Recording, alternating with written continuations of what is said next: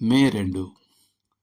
యేసు వారి సమాజ మందిరములలో బోధించుచు దేవుని రాజ్యమును గూర్చిన సువార్తను ప్రకటించుచు ప్రజలలోని ప్రతి వ్యాధిని రోగమును స్వస్థపరచుచు గలిలయ యందంతటా సంచరించెను. మత్తయి 4:23. క్రైస్తవుల మధ్య తరచుగా ఎదురయ్యే ఒక సమస్య ఏంటంటే సువార్త ప్రచారం మరియు సామాజిక సేవా కార్యక్రమాల మధ్య సరైన సమతుల్యతను కొనసాగించకపోవటమే. సువార్త ప్రకటించేవారు తరచుగా ఈ విమర్శను ఎదుర్కొంటారు. వారు మనుషుల ఆత్మల పట్ల మాత్రమే అధికంగా శ్రద్ధ చూపుతారు కానీ వారి శరీర సంబంధ అవసరాల పట్ల తక్కువ శ్రద్ధ చూపుతారు.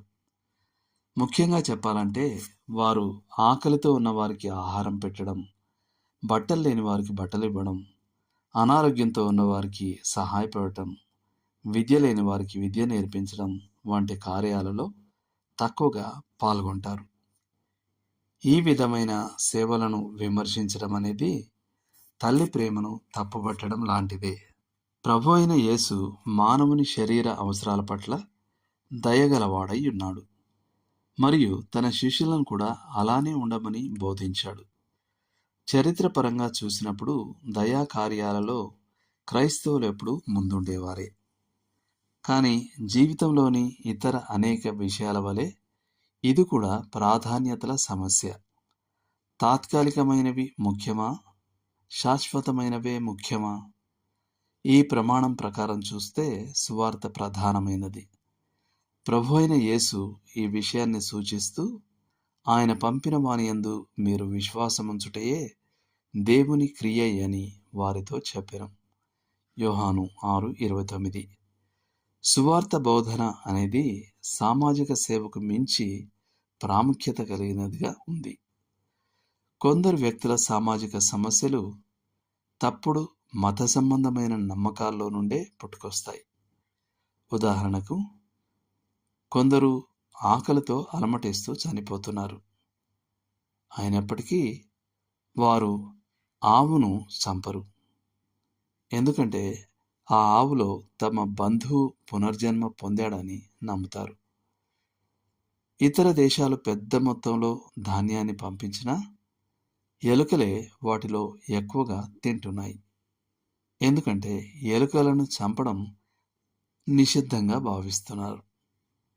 ఈ ప్రజలు తప్పుడు మత బంధనాల్లో బంధించబడ్డారు. వారి సమస్యలకు పరిష్కారం క్రీస్తే. సువార్త సేవకు సామాజిక సేవకు మధ్య సరైన సమతుల్యతను సాధించడానికి ప్రయత్నించడంలో సువార్త పక్కకు నెట్టివేయబడేంతగా కాఫీ మరియు టీ వంటి వాటితో నిమగ్నమైపోయే ప్రమాదం ఎల్లప్పుడూ ఉంటుంది. క్రైస్తవ సంస్థల చరిత్రలో మంచి అనేది శ్రేష్టమైన దానికి శత్రువుగా మారిన ఇటువంటి ఉదాహరణలు అనేకం ఉన్నాయి. కొన్ని రకాల సామాజిక ప్రమేయాలు పూర్తిగా తప్పు కాకపోయినా సందేహాస్పదమైనవి. క్రైస్తవుడు ప్రభుత్వాన్ని కూలదోసే విప్లవాత్మక ప్రయత్నాలలో ఎప్పుడూ పాల్గొనకూడదు.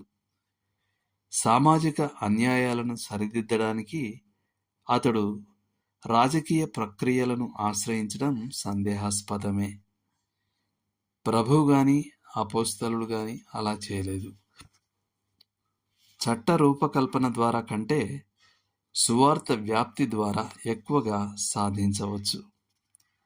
క్రీస్తును వెంబడించడానికి సర్వస్వమును విడిచిపెట్టిన క్రైస్తవుడు, పేదలకు ఇవ్వడానికి తనకున్నదంతా అమ్మివేసినవాడు, నిజమైన అవసరత ఉన్నవారిని చూసినప్పుడల్లా తన హృదయాన్ని మరియు జేబును తెరిచేవాడు, సామాజిక నిర్లక్ష్యం విషయంలో అపరాధ భావన గల మనస్సాక్షిని కలిగి ఉండాల్సిన అవసరం లేదు. దేవుడు మిమ్మల్ని దీవించునుగాక. ఆమేన్.